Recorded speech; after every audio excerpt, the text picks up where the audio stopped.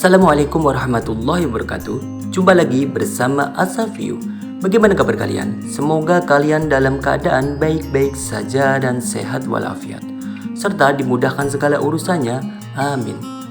Kali ini saya akan mengganti LCD Oppo A7 atau A12. Kedua seri ini menggunakan LCD yang sama dan cara pemasangannya pun hampir sama. Bahkan LCD ini bisa digunakan juga di Oppo A5s atau Realme 3. Untuk HP ini sendiri adalah HP Oppo A7 yang kondisinya LCD-nya masih utuh tapi touchscreen-nya tidak bisa disentuh. Seperti ini. Dia bisa tersentuh sendiri. Oke, kita akan langsung saja mengeksekusinya. Kita buka dulu SIM tray-nya.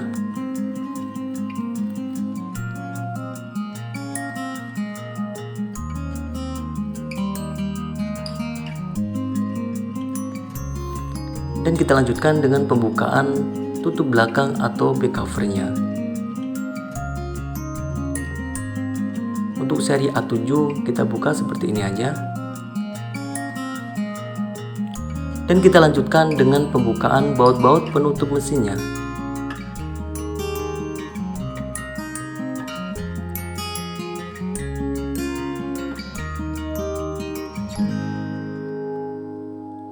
Hati-hati, ada fingerprint-nya di situ. Kita lepas dulu fingerprint-nya. Dan kita lepas soket baterainya.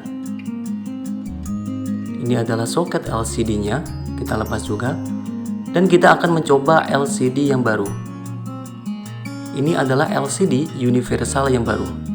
LCD ini bisa digunakan di HP Oppo A5s, A7, A12, bahkan di Realme 3. Kita nyalakan HP-nya. Sambil menunggu, alangkah baiknya jika teman-teman membantu menekan tombol like dan subscribe-nya. Apabila sudah, terima kasih. Semoga dimudahkan segala urusannya. Apabila belum, juga terima kasih. Semoga juga dimudahkan segala urusannya. Dan semoga juga dimudahkan untuk menekan like dan subscribe-nya. Terima kasih. Dan kita akan mencoba fungsi LCD dan touchscreen-nya pada LCD yang baru. Kita coba dulu kontrasnya. Ini adalah kontrasnya. Kita coba dulu. Kita terangi dulu. Dan kita akan mencoba fungsi touchscreen-nya. Kita coba untuk mengetikkan seperti ini. Kita angkat dulu. Kemudian kita pakai mengetik pesan. Untuk meyakinkan bagian pengetikan pesan berjalan dengan normal. Kita ketikkan pesan satu persatu.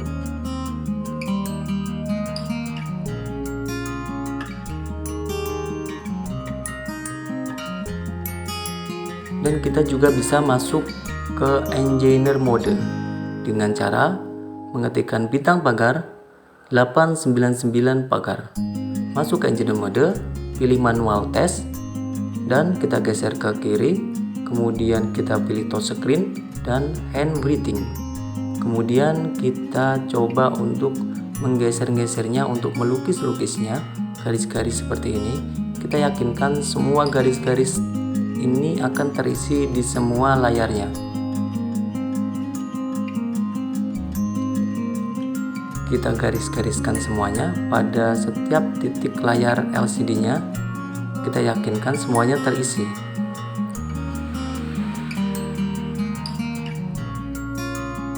Setelah kita yakin, kita akan keluar lagi. Atau kita bisa juga menggunakan icon untuk menggeser-gesernya. Kita coba merespon LCD-nya. Seperti ini, kita respon, matikan, kemudian hidupkan lagi, meyakinkan bahwa fungsi lampu LCD berjalan dengan baik. Ketika direspon, dimatikan dan dihidupkan kembali. Dan kita matikan dulu handphonenya.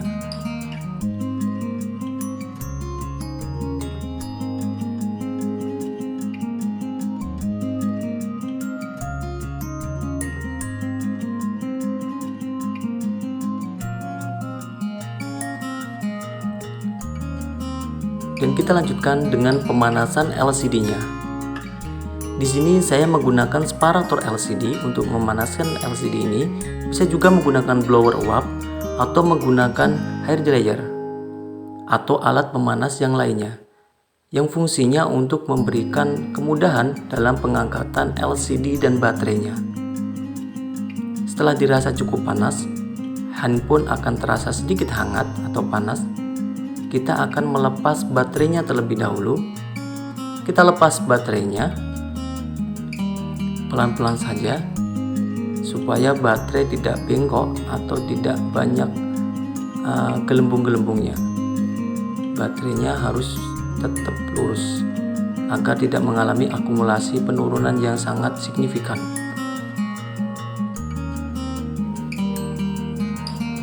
Dan kita lanjutkan untuk pelepasan LCD-nya.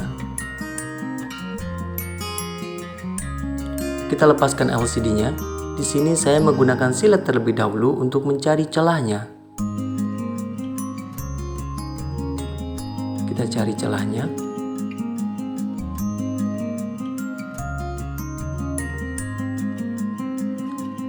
Agak sedikit keras.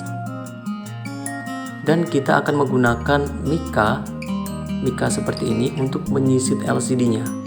Mika ini adalah mika bekas tempered glass. Saya ambil dari bekas tempered glass. Mika yang sedikit agak tebal. Saya cari yang sedikit agak tebal agar mempermudah pengangkatan LCD-nya.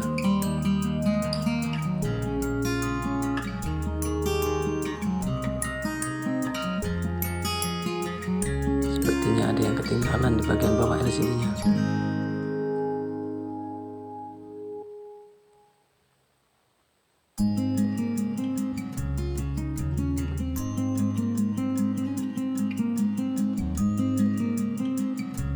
Dan LCD-nya telah terlepas.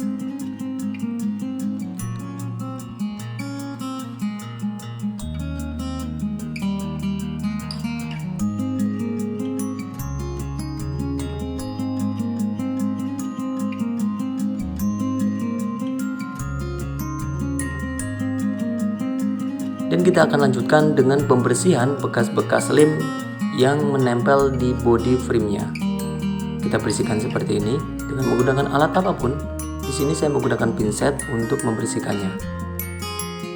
Kita bersihkan bekas-bekas lem itu sampai sebersih-bersihnya.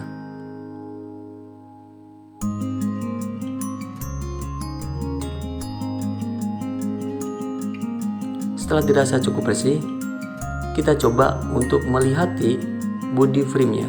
Kita yakinkan bahwa body frame-nya itu tidak ada bengkok atau bengkong pada body frame-nya.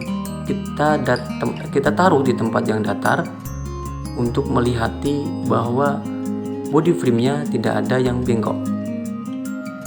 Kemudian kita lanjutkan dengan pelepasan penutup speakernya. Kita ambil dari LCD yang lama.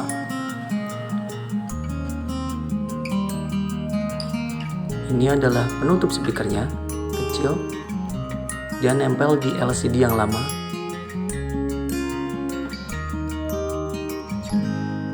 Kita pasang kembali. Kita kasih sedikit lem, sedikit saja lemnya. Dan kita pasangkan di body frame-nya. Karena untuk seri ini penutup speakernya sangat tipis, kita memasangkannya di body frame-nya saja.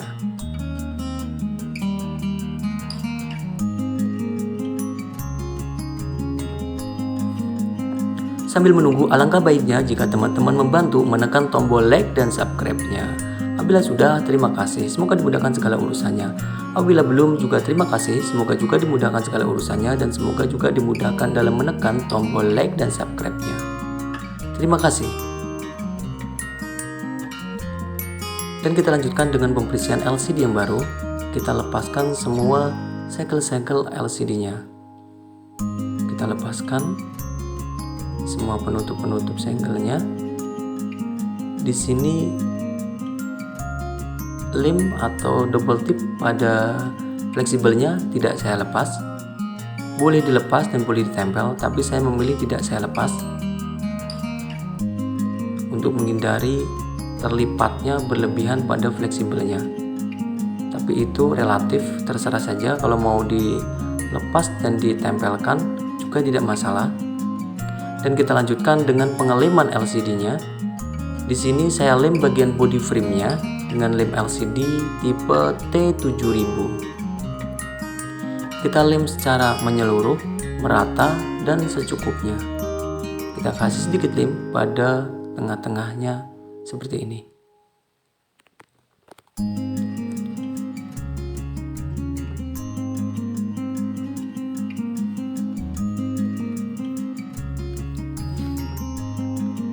Dan ini adalah bagian sensornya agar tidak memberikan lem berlebihan pada bagian sensornya.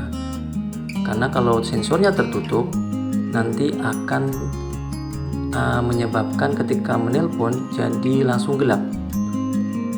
Agar menghindarkan itu semua, kita bersihkan saja atau memberikan lem sedikitnya, atau bahkan tidak usah memberikan lem sama sekali di bagian sensornya. Dan kita lanjutkan dengan pemasangan LCD-nya. Kita pasang LCD-nya mulai dari bawah, kita plakkan,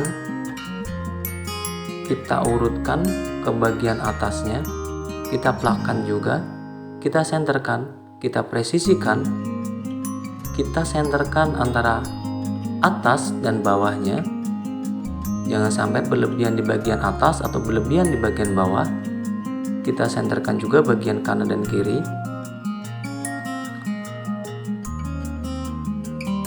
Dan saya lanjutkan dengan pemberian isolasi.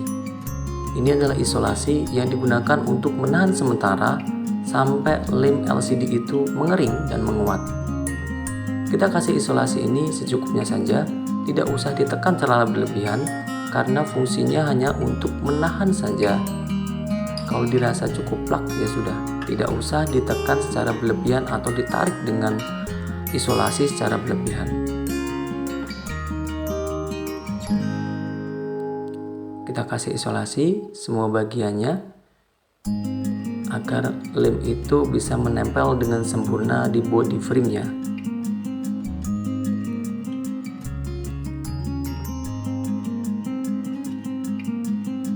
Dan kita tunggu kurang lebih sekitar 30 menit sampai 1 jam.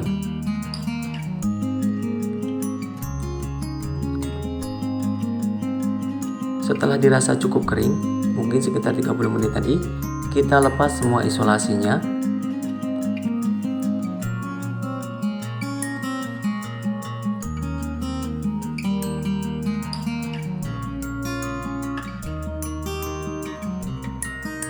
Dan kita lanjutkan dengan pembersihan bekas-bekas lem yang menempel pada pinggir-pinggir LCD-nya atau pinggir body frame-nya. Kita bersihkan sampai sebersih-bersihnya ala kadarnya, supaya tidak kelihatan belepotan bekas lemnya. Kita bersihkan, usahakan sampai bersih agar terlihat seperti baru lagi, tidak nampak pernah diganti LCD-nya. Dan kita lanjutkan dengan pemasangan soket LCD-nya. Ini adalah soket LCD-nya. Kita pasang soket LCD-nya. Dan kita pasang baterainya. Kita pasang baterainya, kita tekan-tekan, kita rapatkan karena masih menggunakan lem yang terdahulu, double tip yang terdahulu bawaan HP. Dan kita pasang soket baterainya. Kita yakinkan semua menempel dengan sempurna. Dan kita lanjutkan dengan pemasangan penutup mesinnya. Kita pasang dulu fingerprint-nya.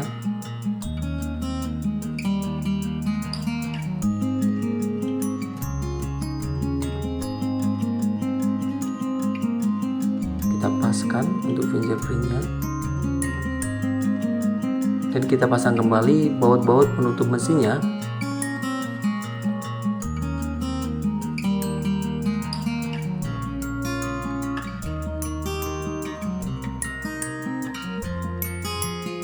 Dan kita pasang kembali penutup HP-nya, penutup belakangnya atau back cover-nya. Dan kita coba untuk menghidupi HP-nya.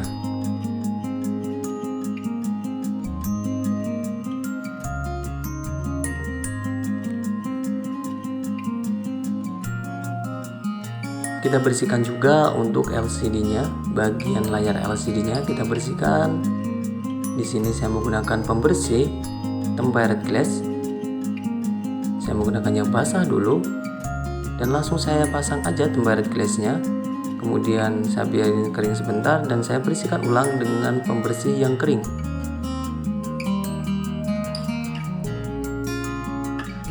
Kita yakinkan bahwa semua kotoran dan debu tidak ada yang menempel. Kemudian kita pasang tempered glass-nya. Kita paskan. Kita prediksikan antara kanan dan kiri semuanya terpasang dengan balance atau seimbang.